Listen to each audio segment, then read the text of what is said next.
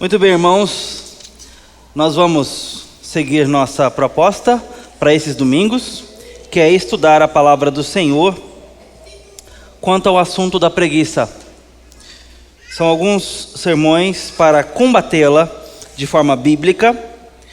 E nós, semana passada, tivemos um tempo de exposição bíblica junto ao livro dos Provérbios, e ali nós identificamos a preguiça como um problema para a vida sábia. Ou se vive uma vida preguiçosa, ou se vive uma vida inteligente, sábia, prudente. Não tem como ser as duas coisas. E nós vimos também algumas verdades sobre isso, eu resumo aqui bem rapidamente para os irmãos, que é, por exemplo, quanto o fato de a preguiça não ser exatamente apenas um problema de conduta. Ela é um problema de fé, é um problema espiritual. Não tem como dar evidências de fé, e nós vamos falar sobre isso hoje um pouquinho mais aprofundado, e ser preguiçoso. Porque a obra do Espírito Santo não é preguiçosa. Então, ou o Espírito Santo está agindo, e eu cooperando com ele, ou não. As duas coisas não andam juntas. Então a primeira coisa é que era uma questão de fé. A segunda coisa é que a preguiça também é um mal que não afeta apenas a mim, mas aqueles que estão ao meu redor, se eu sou o preguiçoso. É um mal que atinge outros. E o mal se ramifica. Outros sofrem pelo meu mal, no caso da preguiça. Nós podemos estar atrapalhando a vida e a vida espiritual de outras pessoas por conta da nossa própria preguiça. Mas também a preguiça, ela tem mais uma verdade sobre ela, que ela revela que eu não vivo bem com Cristo. Porque eu só posso viver bem com a preguiça se eu tiver um mau relacionamento com Cristo. Não dá para acompanhá-lo preguiçosamente. Essa é uma verdade clara. Essas são as 3 verdades que nós estudamos semana passada. Se você está aqui e não esteve conosco, ou não teve oportunidade de ouvir, nós temos várias formas de você poder ouvir essa palavra e estar atualizado conosco, o nosso ensino. Nós estamos tanto no canal do YouTube, ali colocando vídeos, nossas mensagens gravadas ali, não apenas as do culto, mas outras também nós temos colocado ali, e também nossas mensagens por áudio, tá? Nos streams aí mais populares aí para você poder acessar, tá bom? Então é só buscar ali por Igreja do Bueno que você vai achar a gente, ou Igreja Presbiteriana do Bueno, você vai nos encontrar, para você poder sempre estar atualizado com as nossas mensagens e essa instrução chegar ao seu coração. Hoje nós vamos continuar falando disso, talvez de uma forma um pouco mais branda. Alguns irmãos reclamaram num bom sentido de semana passada, que saíram um pouquinho tontos daqui, mas não sou eu, gente. Eu já falei para os irmãos, eu faço parte do departamento de comunicação. Não briga com o carteiro porque ele entregou a cobrança, tá? Eu só entrego. Então, hoje nós vamos sim, não por conta das reclamações, mas é uma boa notícia para os irmãos, que hoje nós vamos atrás de Pedro. Pedro não é a pessoa mais sutil do mundo, de fato. Mas a sua mensagem, ela pode nos exortar de uma forma talvez um pouco mais branda, mas não é isso que eu queria que você pensasse. Eu queria que você pensasse que nós vamos ver aspectos diferentes de um mesmo problema que precisamos tratar na nossa geração, no nosso momento de vida como cristãos agora, ok? Então eu quero chamar você à segunda carta de Pedro. Já no finalzinho da Bíblia, segunda carta de Pedro. Capítulo 1.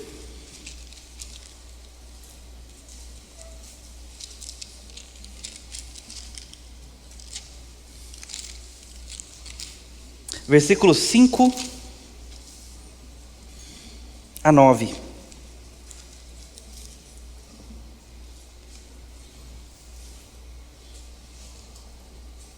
Diz assim a palavra do Senhor, ouça com atenção.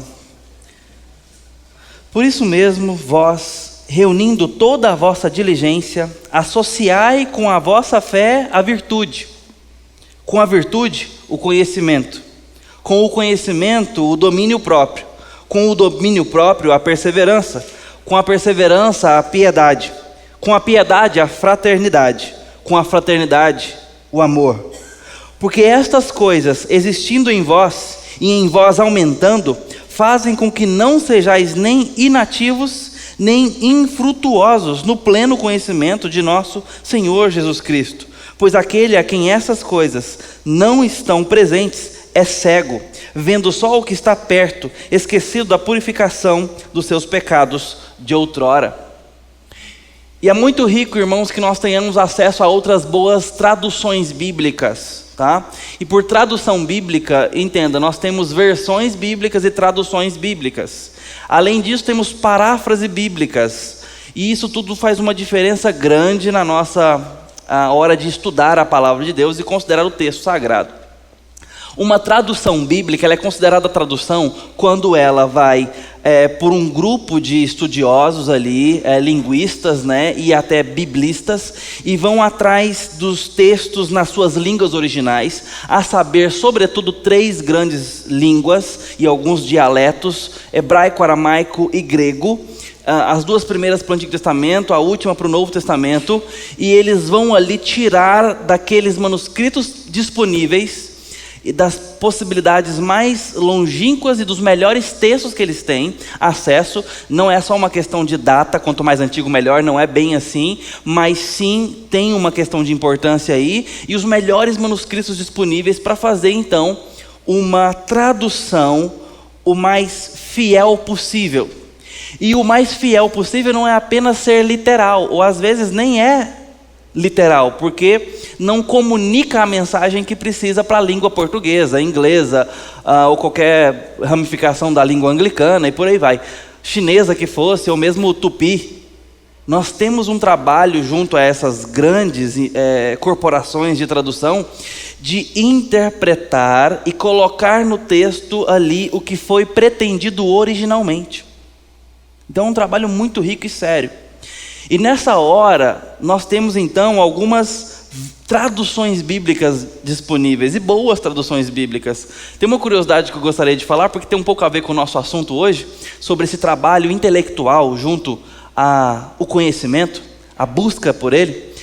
O João Ferreira de Almeida é um homem, assim, de fato, de uma história única com relação à missão de tradução bíblica, mas esse homem que demorou mais de uma década de trabalho, perdeu o trabalho todo antes de ser publicado.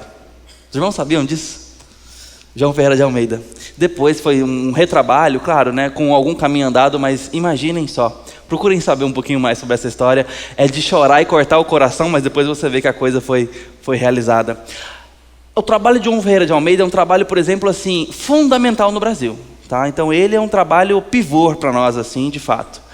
E a partir do trabalho dele nós temos algumas traduções bíblicas muito boas, como por exemplo Almeida século 21, uma Bíblia que infelizmente não pegou, vamos dizer assim, mas que tradução refinada com relação a algumas correções que precisavam ser feitas ali da tradução antiga do João Ferreira de Almeida.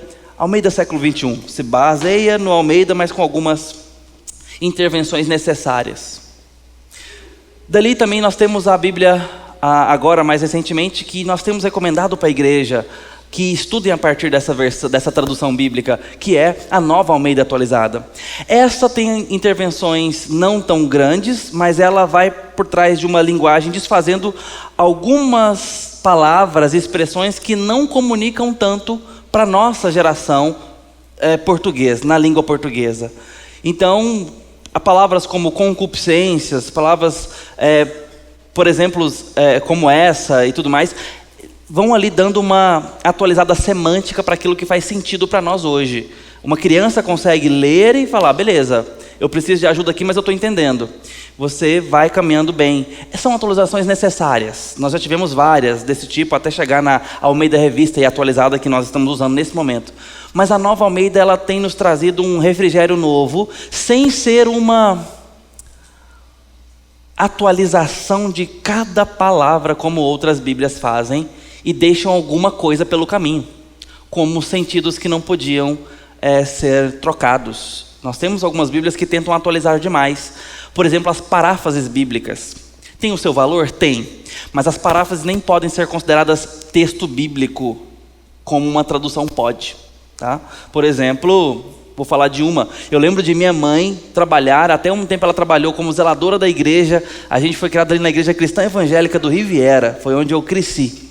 E ali naquela igreja eu lembro de minha mãe trabalhar um tempo como zeladora ali, limpando na verdade, cuidadora ali, para duas coisas: para juntar dinheiro para a gente tirar férias e também para ela comprar uma Bíblia viva para mim. Ela queria me comprar uma Bíblia viva, se possível do Esmilinguido, a formiguinha crente.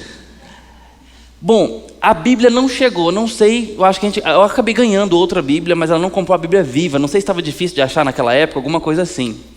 Por que ela queria me dar a Bíblia viva? A Bíblia viva ela continua até hoje, mas é uma paráfrase. Ela é uma Bíblia resumida e bem simplesinha de ler. Você passa a mensagem, mas não é o texto bíblico traduzido. Dá para entender a diferença? É algo simplificado, resumido. Então eu não posso chamar de texto bíblico, mas eu posso dizer que em alguma medida a mensagem bíblica está ali. Como minha mãe estava preocupada de eu ter uma visão de mundo que conhecia a palavra de Deus de forma panorâmica, ali a paráfrase fazia bem sentido. E eu não estou dizendo que ela teve essa reflexão aprofundada sobre isso, ela só queria simplificar o trabalho para a criança dela. Mas hoje, falando para um público de estudantes da palavra de Deus, de pessoas que como cristãos querem conhecer mais a Deus na sua palavra, nós precisamos ir atrás das boas traduções bíblicas, tá bom? Mas eu estou dizendo tudo isso para os irmãos, primeiro para enriquecê-los nesse sentido, de que é bom que comparemos as versões e boas traduções bíblicas e façamos isso como um hábito de estudo. Não se apegue a uma tradução como se essa fosse de Deus, a outra é apócrifa.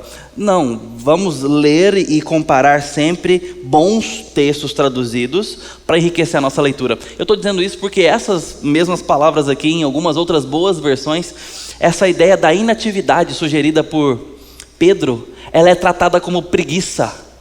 A inoperância aqui tem a ver com desânimo e apatia da alma e do coração, que tem a ver com preguiça. Tá? E por isso eu quero chamar a atenção para os irmãos para esses versículos que estão aqui do 5º ao 9º. Pedro faz uma lista aqui para falar de coisas muito proveitosas para a fé e necessárias à fé, e ao falar sobre isso ele fala que a concorrente destas virtudes é a preguiça. Que a preguiça ela vai militar contra, ou ela vai ser oposta na dinâmica real da qualidade e da virtude a essas perfeições aqui, essas virtudes que o Espírito Santo nos conduz e a vida cristã projeta em nós. Então ele vai nos falar sobre isso. Empregando ou se dispondo vocês com diligência, ou seja, com desejo, com proposição, com decisão, então é esperado que essas coisas existam em vocês. Se associem e associem essas coisas umas com as outras, para que a gente veja o resultado da obra de Cristo em você e a partir de você. É isso que Pedro está fazendo. Então ele vai colocar aqui 7 instâncias e 8 qualidades para nós, que nós devemos manifestar, até para dar provas. Versículo 8: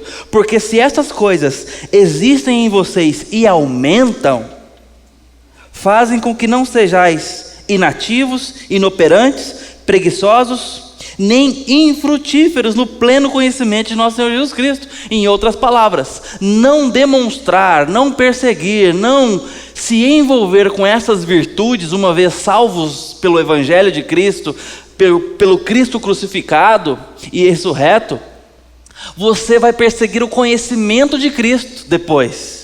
É assim que vive o crente, o salvo. Ele conhece a Cristo, ele é liberto do pecado, ele agora passa por um processo que eu quero explicar imediatamente para os irmãos, de justificação e santificação. Nós vamos falar sobre isso agora, mas feito isso na sua vida, a conversão, o novo nascimento, agora você vai se aprofundar no conhecimento de Jesus Cristo. Você não é na conversão que o conhece todo, mas o conhece. O Espírito Santo habita em você e agora te qualifica para as boas obras, para os frutos. Agora você é uma árvore frutífera, a semente germinou, gerou. Agora você está vivo, você não está mais morto, você está vivo para Deus, a partir de Deus. Você tem uma nova vida, uma nova natureza, um coração que não é mais escravo do pecado, não está amarrado.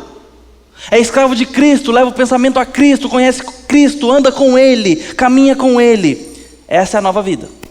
Então, perseguindo o conhecimento de Cristo, aumentando o seu conhecimento de Cristo, fazendo uso da palavra, fazendo uso da congregação, nós vamos apresentar essas virtudes. porque elas estão disponíveis. Porém, se a preguiça entra no jogo, ou a inoperância, a inatividade, essas virtudes ficarão para trás. E o que vai ficar consequentemente evidente? O nosso pouco ou nenhum conhecimento de Cristo. Essas virtudes demonstram conhecimento de Cristo. A ausência delas demonstra desconhecimento de Cristo, ou da sua palavra, ou das verdades acerca da sua palavra. Ou seja, se semana passada vimos que preguiça pode ser uma forma de pecado, porque nos fala sobre tolice, a preguiça como uma forma de tolice. Hoje nós estamos aqui sendo conduzidos por Pedro para ver a preguiça como uma forma de ignorância, como uma forma de que não é pelo que eu não faço apenas, mas também pelo que eu não sei e não me esforço por saber, porque sabendo a realidade seria diferente. Ou eu sou um ateu que conhece as verdades e não as pratica. Mas se esse não é o meu caso, ou eu não conheço, ou eu não creio. Porque se eu conheço e creio, essas verdades têm que acontecer. Essas virtudes têm que ser desejadas e perseguidas e têm que apresentar em nós seus frutos. E é isso que Pedro está nos falando aqui. Então, como eu disse, Pedro está falando sobre coisas que remontam à nossa salvação e justificação. Eu trouxe alguns livros velhos aqui, edições de 97 que eu ganhei do meu primeiro discipulador. Eu tive o privilégio de nascer num lar com uma mãe crente, criada em berço presbiteriano, nos ensinou desde cedo. Acabei de dar um episódio da nossa vida sobre o desejo dela de que o filho tivesse acesso à Bíblia o quanto antes, da melhor forma que ele pudesse. Mas logo em seguida, no início da minha adolescência, mais ou menos, eu tive, junto com a conversão a Jesus Cristo de fato, eu fui alcançado pela graça, pude nascer de novo, e como experiência pessoal, ter um discipulador, alguém que cuidou da minha fé. E muito cedo me apresentou bons livros, boa literatura, e me apresentou as nossas doutrinas a partir da Escritura de uma forma que fez toda a diferença para a minha vida cristã começar de uma forma embasada, sem apatia para com a intelectualidade. E me entenda bem, eu não estou falando de nada presunçoso, eu estou falando sobre empreender os nossos pensamentos e o que a gente crê na vida cristã. Me apresentou logo cedo que era assim que a coisa aconteceria. Não tem como andar com Cristo sem entender algumas coisas, sem esforço de compreensão. Eu preciso ler a Bíblia, eu preciso entendê-la e não apenas lê-la. E se está difícil entender, eu preciso falar com quem entende melhor do que eu. Eu preciso ter isso no coração, como nós lemos o Salmo 119, que é um salmo, inclusive uma obra poética, para nos mostrar a beleza e o valor da palavra de Deus para a vida prática. E aquela porção que lemos, a primeira porção, nos fala sobre o quão é importante guardar a palavra no coração como quem decora, para poder não pecar na hora da tentação. Ora, não foi isso que Jesus fez quando ele foi tentado no deserto? Jesus de fato foi tentado. E ele ali usa a palavra de Deus como o motivo e as ferramentas que ele estava usando para não ceder à tentação. E eu não estou dizendo que Jesus é tentável, eu não estou dizendo que Jesus poderia pecar ali, essa é outra história. Mas esse é o testemunho que ele nos dá. Ele usa a palavra de Deus contra o diabo, reforçando o que o salmista diz e talvez nos ensinando, porque isso foi registrado para nós, não para ele, não para o próprio Jesus, mas para nós, ver Jesus usando a palavra de Deus para não pecar, por apego à palavra, porque eu entendo, eu faço. E assim, eu quero então mostrar para os irmãos esses 3 livros que eu ganhei desse discipulador, esses 3 livros amarelinhos aqui, edição de 97, são os nossos símbolos de fé, os símbolos de fé da Igreja Presbiteriana do Brasil, e também da Igreja Presbiteriana do mundo, desde quando nasce lá na Escócia. Os símbolos de fé são a Confissão de Fé de Westminster.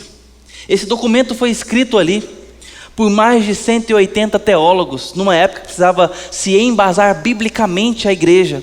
Então eles se reuniram para sistematizar as doutrinas bíblicas. Isso aqui não é Bíblia, mas é o que se entende da Bíblia organizado por temas. Então, num tipo de manifesto, de documento, capítulo, por exemplo, 6, da queda do homem, do pecado e do seu castigo.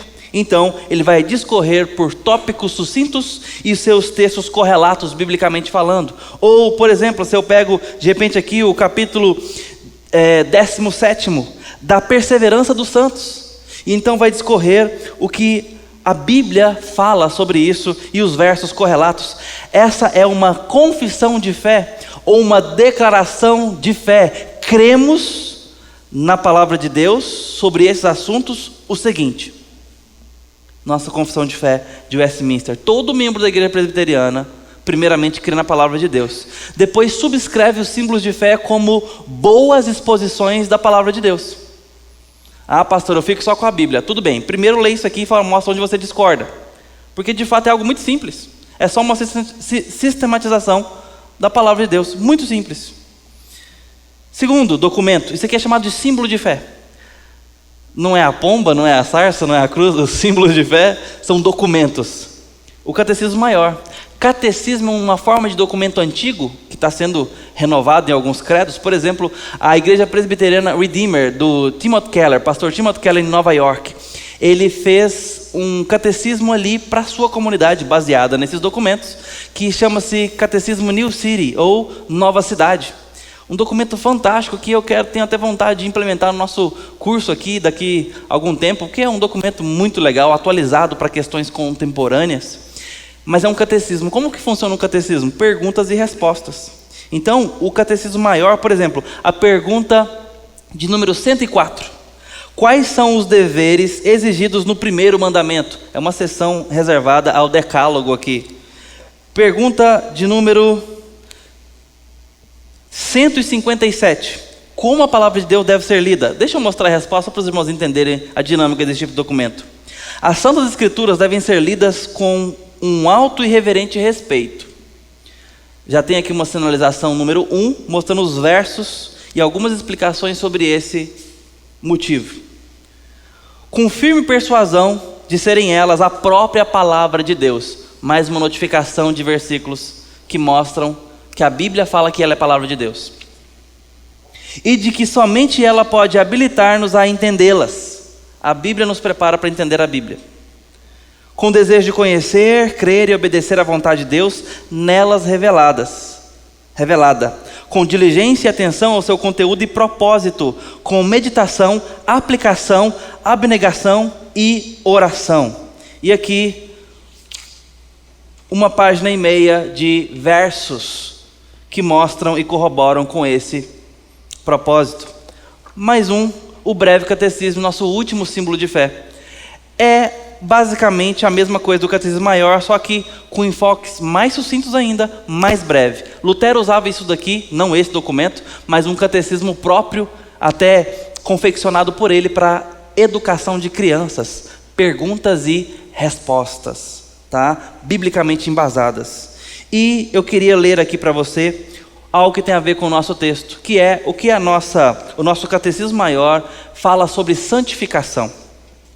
Santificação é obra da graça de Deus, pela qual os que Deus escolheu antes da fundação do mundo para serem santos, conforme Efésios nos diz, são nesta vida, pela poderosa operação de seu Espírito e pela aplicação da morte e ressurreição de Cristo, plenamente renovados, segundo a imagem de Deus, tendo as sementes do arrependimento que conduz à vida e de todas as outras graças salvíficas implantadas em seus corações, e tendo essas graças de tal forma dinamizadas, aumentadas e fortalecidas, assim eles morrem cada vez mais para o pecado e ressuscitam para a novidade de vida.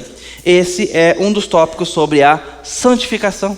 Ou seja, é algo que acontece conosco a partir da obra de Cristo, que Deus agora pega o seu mérito, joga sobre nós, e quando olha para nós, acontece, não é que acontece agora, mas é ali que se explica a justificação. Nós somos declarados justos perante Deus por causa da obra de Cristo. E com base nisso, somos agora progressivamente transformados em santificação. Justificação, nossa condição diante de Deus a partir da obra de Cristo. Os que creem, os que foram regenerados. Nós somos declarados justos, não porque nós somos justos, mas porque Jesus foi justo, e quando Deus nos trata, trata com a justiça do Filho. Isso é justificação. Pastor, então nós somos justos? Sim, em Cristo. Não é a nossa justiça. Quando cremos, Deus nos faz nascer de novo, Deus nos transforma, Deus nos perdoa pela obra de Cristo, porque Cristo pagou o preço. Então, ao nos tratar, e sobretudo no juízo final, Ele nos trata com o mérito de Cristo, porque Cristo pagou o preço pelo pecado. Então, quem está na conta de Cristo não paga pelo pecado.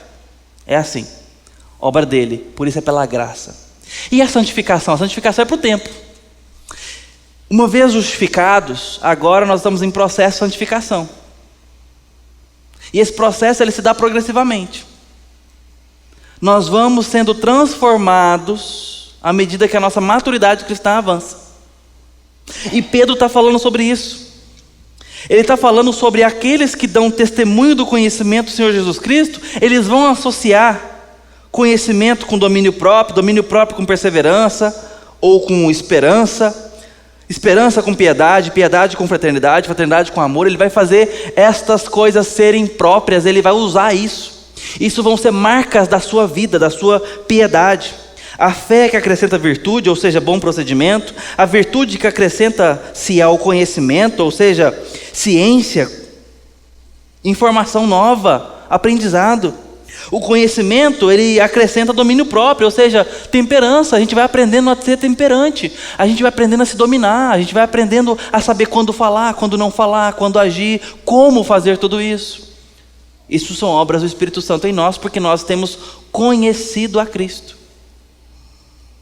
Ao domínio próprio acrescenta perseverança, ou seja, paciência. E a paciência, a capacidade de esperar, de saber que as coisas têm seu tempo, vem dessa maturidade, ou seja, dessa capacidade de se dominar, de olhar para a situação e falar o seguinte: as coisas têm seu tempo. E mais, a perseverança acrescenta-se apego a Deus, ou seja, piedade. E em tudo nós vamos percebendo que Deus está envolvido, que Deus está presente, que Deus está agindo.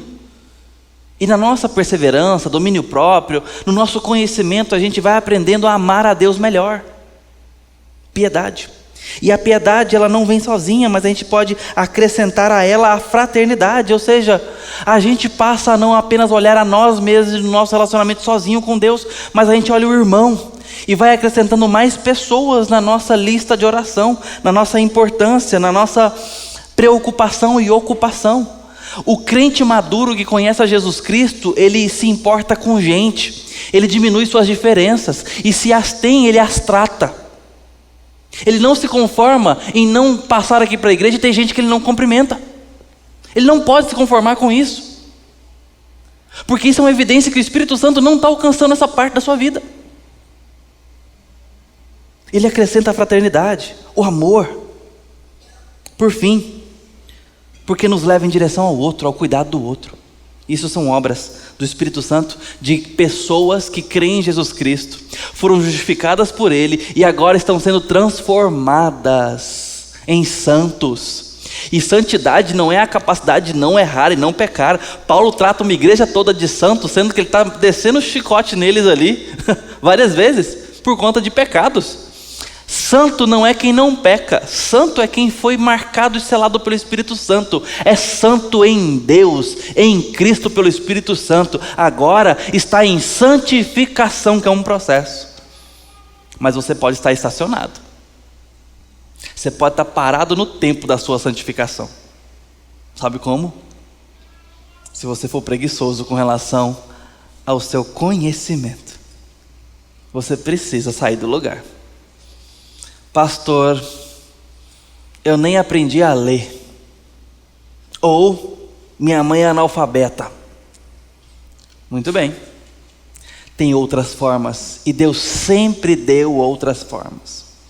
Para que a palavra fosse expressa, pregada e anunciada a todos. Hoje então temos muitas formas. Acabei de falar aqui na introdução do nosso sermão as maneiras que você pode correr atrás das palavras que não ouviu para continuar estudando a palavra de Deus, para se aprofundar na palavra de Deus. Você pode ouvir se não sabe ler. Se não tem olhos com visão, você pode usar o áudio para fazer isso. Você tem formas para poder não parar no seu conhecimento de Cristo. Cristo quer que você cresça no conhecimento dele.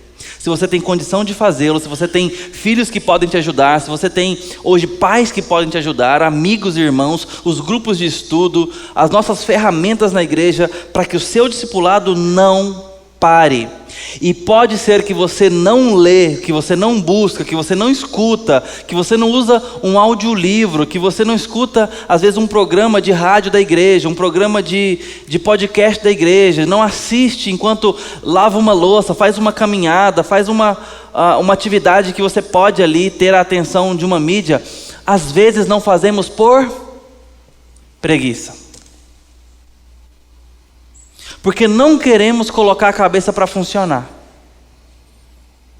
E a preguiça combina com ignorância, e a ignorância combina com infrutividade na sua vida. E essa infrutividade combina com a falta de testemunho cristão. Em outras palavras, por preguiça e ignorância você deixa de ser uma árvore sombrosa para a vida de quem está no sol quente. Você deixa de ser sombra e água fresca para quem está com sede e cansado. Você deixa de ser canal de rio de água viva para o mundo sedento. Porque Deus decidiu abençoar o mundo através da igreja e a igreja frutífera. E a igreja é a nossa cooperação e união juntos trabalhando num só propósito, ramos de uma só videira frutificando. Frutificando.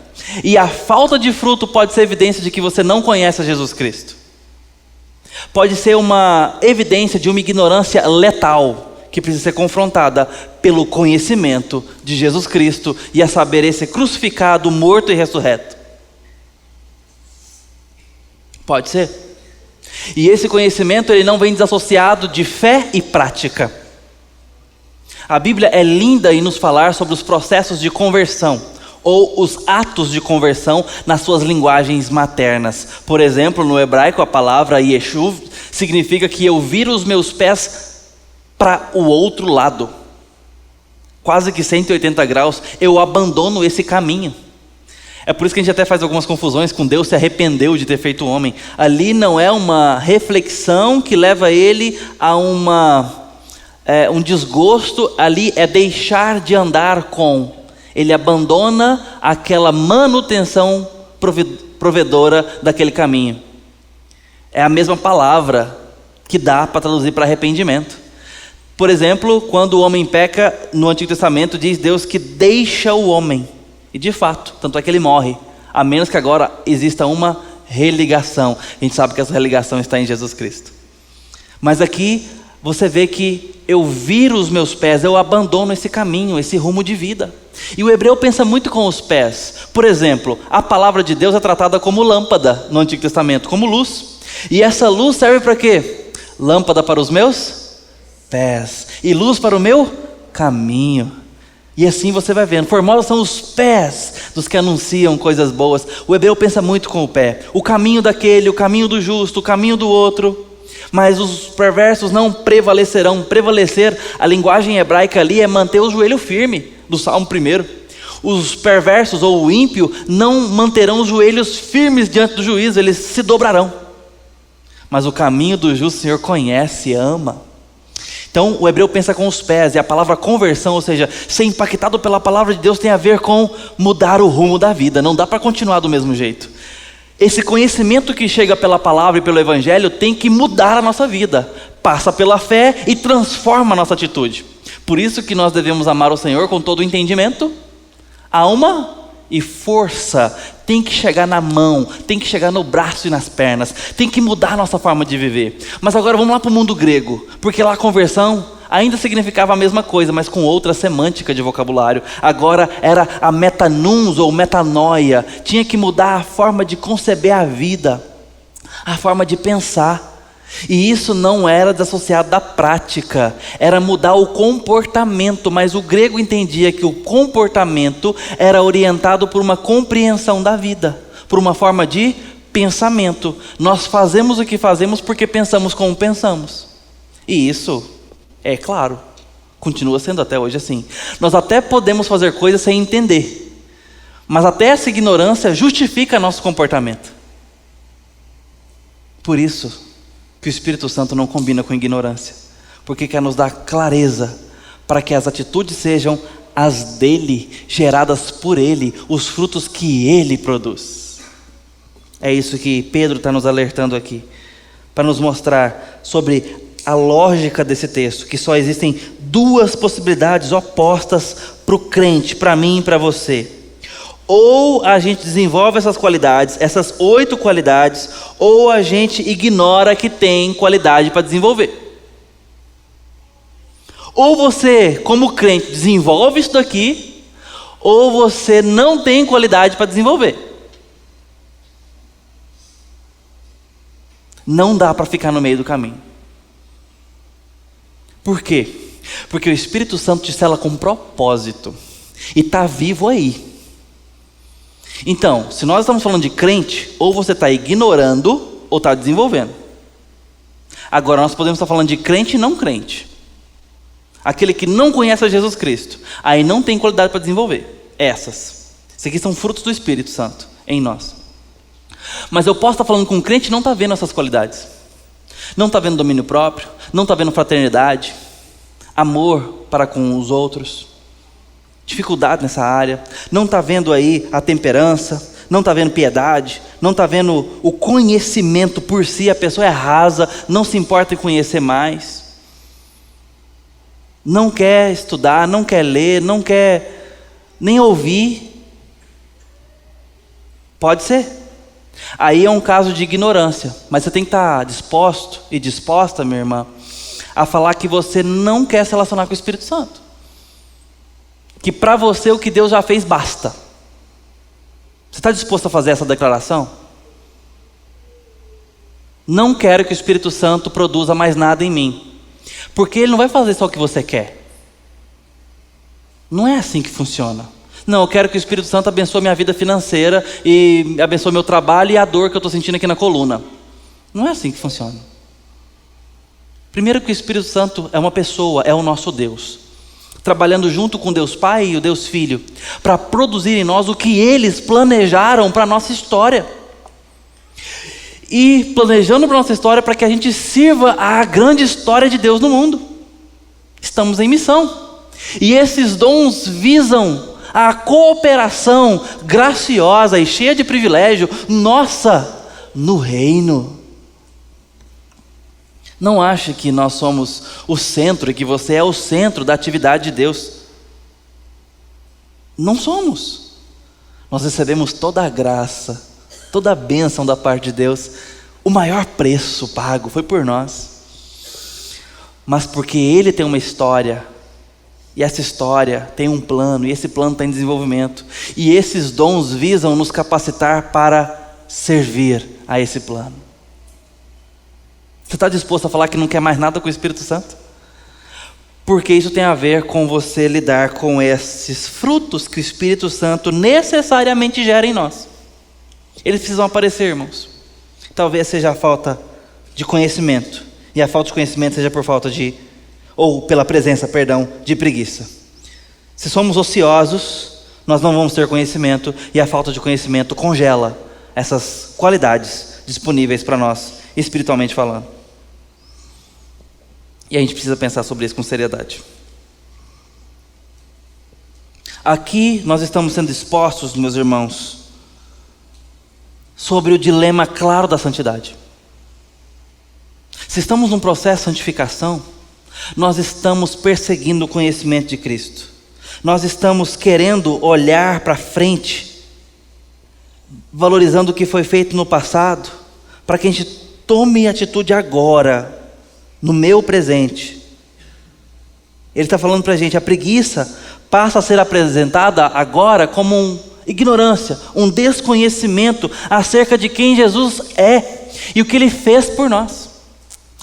E ter dificuldade no presente com essas coisas significa que eu estou desvalorizando o que Jesus fez no passado, porque Ele fez para. Se eu leio com cuidado Efésios capítulo 1 e 2, por exemplo, você vai perceber que a obra que Ele planejou por nós é uma obra que nos prepara para a boa obra no presente e nos transforma para o futuro.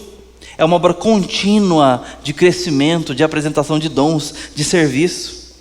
A preguiça passa a ser apresentada com desconhecimento acerca de Jesus, e o conhecimento de Jesus não é teoria, mas é prática. Por isso, e para o efeito do raciocínio do Pedro aqui, a preguiça torna-se pura ignorância acerca de quem Jesus é. O pior de ser ignorante que não é ser tolo. O pior de ser ignorante é dar provas de um conhecimento fraco ou inexistente acerca de quem Jesus é.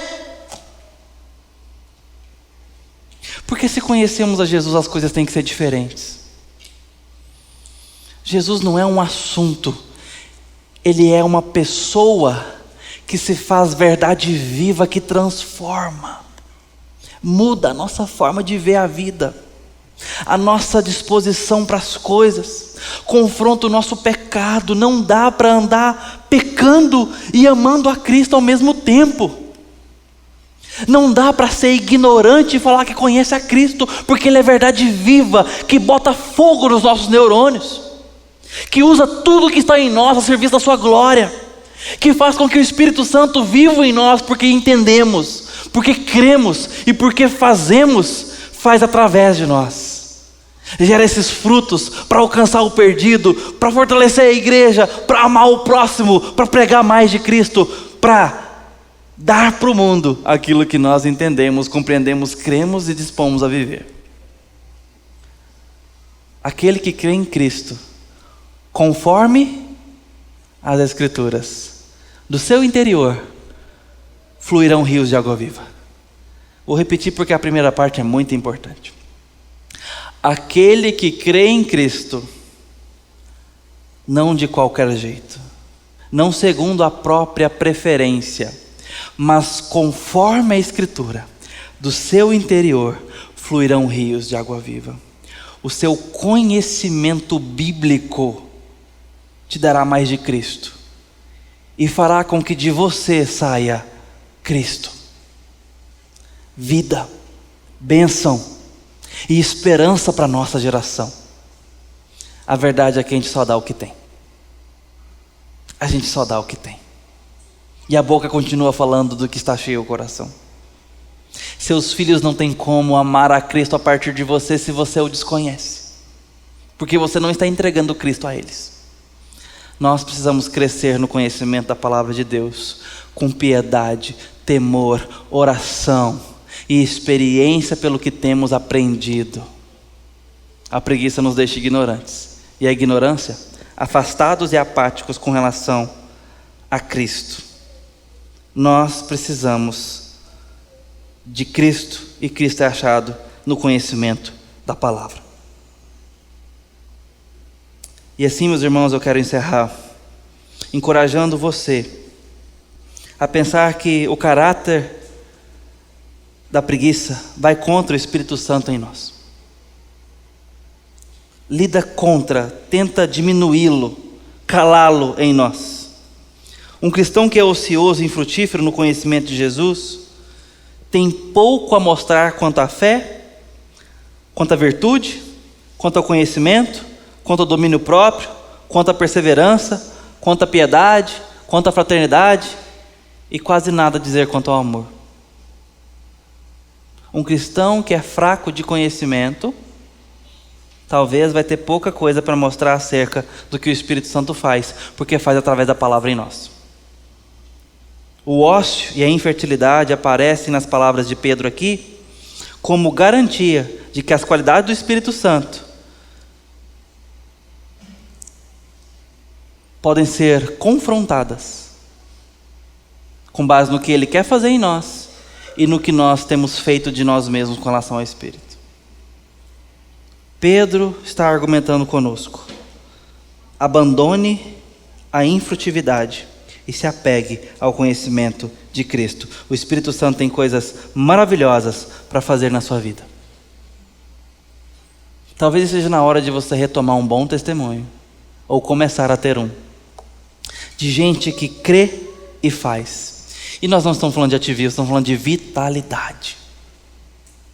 Ame mais a palavra de Deus, se apegue a ela. Combater a preguiça é querer fazer as pazes com o trabalho que compete à igreja, que é se deixar ser progressivamente santificada. Ser progressivamente santificado. Nós precisamos deitar adentro as ambições do Espírito Santo em nós e nos deixar sermos santificados. E esse processo acontece pela palavra. Que Deus possa abençoar a sua vida com uma disposição maior a se deixar se envolver pelo Espírito Santo, e que esse o leve à palavra.